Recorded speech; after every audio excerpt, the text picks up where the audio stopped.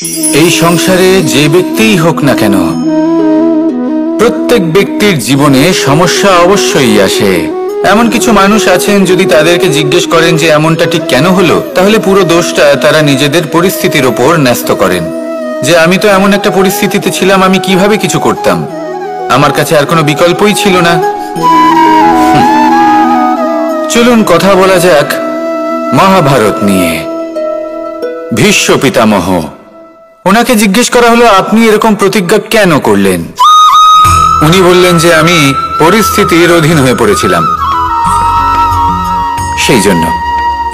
এই প্রশ্নটাই যখন অর্জুনকে করা হলো, তখন অন্য একটি দিক প্রস্ফুটিত হলো।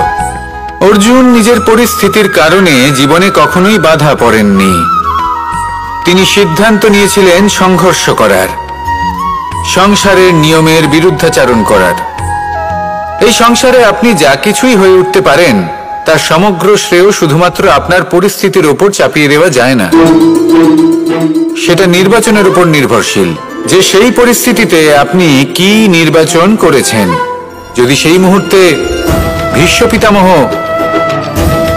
স্থিরতার সিদ্ধান্ত নিতেন, বিশ্লেষণ করার সিদ্ধান্ত নিতেন যে কি উচিত কি অনুচিত, কারা ধর্মের পক্ষে কারা ধর্মের বিপক্ষে, যদি শুধুমাত্র অস্ত্র হাতে ধৃতরাষ্ট্র এবং দুর্যোধনের বিরোধিতা করতেন, যদি শুধু এটুকু করতেন, তাহলে মহাভারতের মতো মহাযুদ্ধ কখনোই হতো না। সমস্যা সবার জীবনেই আসে, কঠিন পরিস্থিতিও সকলের জীবনে আসে। সেই ব্যক্তি এগিয়ে যেতে পারেন যিনি শ্রেষ্ঠ নির্বাচন করার ক্ষমতা রাখেন।